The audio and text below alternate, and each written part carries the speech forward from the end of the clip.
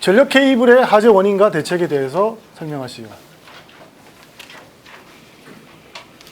우리가 케이블 같은 경우에는 어떤 경우로 화재가 나는 경우에 절연 피복제는 발열량이 굉장히 많습니다. 그리고 또 뭐가 생기죠? 연기가 굉장히 많이 생깁니다. 그래서 이런 부분에 대해서 난해나 불연화가 필수죠. 그죠? 그래서 이런 부분에 대해서 문제가 나온 거라고 판단이 되고, 원인, 영향, 대책 순으로 답안지를 작성해주면 괜찮을 것 같습니다. 그래서 어떤 연소가 되는 경우에 이런 어떤 많은 피해가 발생이 되고요. 화재 원인은 모범 답안에 나와 있는 것처럼 전기사고 또는 주변의 불꽃으로 인해 가지고 착화되는 뭐 이런 경우가 있습니다. 그래서 이거는 케이블 자체 발화하고 외부에 의한 발화 이렇게 나눌 수가 있습니다. 그리고 아까도 잠깐 말씀드렸다시피 케이블 화재는 다음과 같은 특징을 가지고 있습니다. 첫 번째 화재 특징은 아까 말씀드렸던 것처럼 유독가스가 굉장히 많이 발생이 되고, 그 다음에 열이 굉장히 높고 연소 속도가 굉장히 빠르죠. 그죠? 그리고 연기가 발생이 되고 발화점 파악이 곤란합니다. 그리고 소화기에 의한 소화가 어려운 이런 특징이 있습니다. 그래서 이런 어떤 전력 케이블 화재에 의해 가지고 영향은 물론 뭐 이건 기본적인 이야기지만 인명재산상의 피해는 당연히 발생이 될 거고요. 그 다음에 정전사고로 인한 생산선 저하 및 2차 피해, 장시간 복구 시간이 필요, 저기 경보 미작동에 의한 피해 발생, 기타 연소 생성물에 의한 환경오염 발생, 이런 게 있는데요.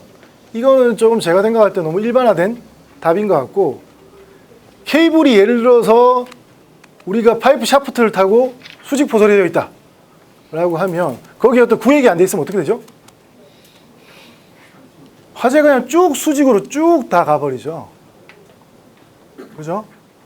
그래서 반드시 구획이 필요하죠. 화재 구획이. 그래서 어떤 그런 특징적인 게 있다라고 하는 것을 말씀드리고요. 그래서 이 화재 대책은 케이블 이제 이렇게 5가지로 저는 나눠봤습니다. 모든 답안에 없는 내용이지만 한번 참조하시기 바랍니다. 그래서 케이블 선로의 전기기기의 적정화, 이건 뭐 기본적인 이야기죠. 그 다음 점검 보수 등의 유지 관리, 그 다음에 케이블의 난연화 불연화, 그 다음에 케이블 관통부의 방화 조치. 실제로 우리가 뭐 다른 여러 가지 대책도 세울 수 있지만 이 관통부의 방화 조치, 이 부분이 저는 굉장히 중요하다고 생각이 됩니다. 그래서 이 부분을 유의해서 여러분들이 답안지를 좀 작성하셨으면 좀 더 좋은 답안지가 되셨으리라고 판단이 됩니다. 그러면 조기 발견, 이건 뭐 우리가 전기 엔지니어가 할 수 있는 부분은 아니기 때문에 일단 그냥 일상적인 답이라고 생각이 되지만 그래도 집어넣었습니다.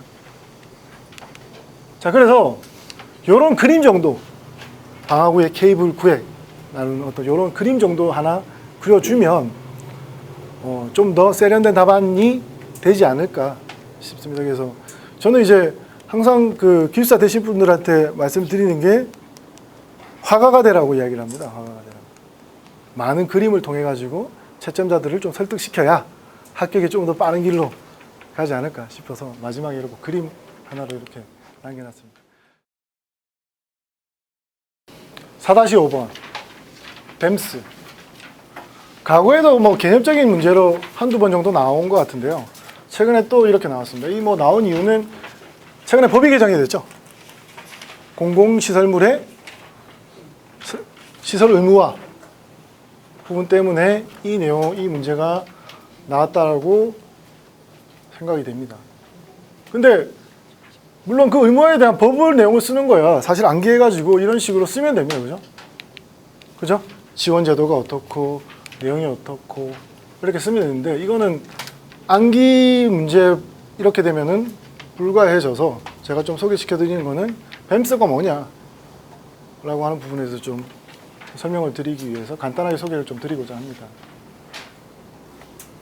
자, 뱀스의 구성체계. 이거는 이제 뱀스 협회에 나와 있는 개요도입니다. 개요도. 근데 우리가 뱀스를 이야기하려고 하면 우리가 뭐 IBS 건물이든 큰 건물에 어떻게 하는 거죠? 이 모든 설치되어 있는 부하를 제어를 해가지고 최적화시키기 위해서 뭘 하는 거죠? 프로그래밍 하는 겁니다. 프로그래밍. 왜 프로그래밍이라는 이야기가 나오냐면 얘랑 지금 나중에 나오면 바스랑 빌딩 오토메이션 시스템이랑 차별성에 대해서 우리가 이해를 해야 되거든요. 빌딩 오토메이션 시스템도 뭡니까? 결국은 뭐 낮 되면 불 켜고 불 끄고 밤 되면 불 켜고 뭐 이런 것들 전부 다 자동화 하기 위해서 센서를 갖다 붙여가지고 그거를 저 프로그래밍해서 하는 거거든요. 근데 거기서 바스랑 뱀스랑 차이점은 뭐냐라고 하면 여기 약자에서 알 수가 있는데요. 매니지먼트입니다. 매니지먼트. 종합 관리를 하겠다는 겁니다. 다. 모든 부하를 전부 다 하나하나 센서를 달아가지고 관리를 하겠다는 겁니다. 근데 이제 저희가 이 부분에서 우리 전기인들 아닙니까? 그죠? 건축 전기 설비 기술사가 되기 위해서 우리 여러분들 노력하고 있는 여러분들인데 이 빔스라고 하는 개념이 우리가 과연 어떻게 생각을 할 거냐라고 하는 부분을 전기인의 시각에서 좀 소개를 시켜드리려고 합니다. 뭐냐라고 하면 사실 이 빔스를 실현하기 위해서는 수많은 센서들이 관제점이 있어야 됩니다. 관제점. 그 관제점을 두기 위해서는 수많은 센서들이 또 붙어야 되고요. 그럼 이게 어떤 부분에 대해서 조금 이제 우리가 생각을 해봐야 되냐라고 하면 대기 전력에 문제가 있는 거죠.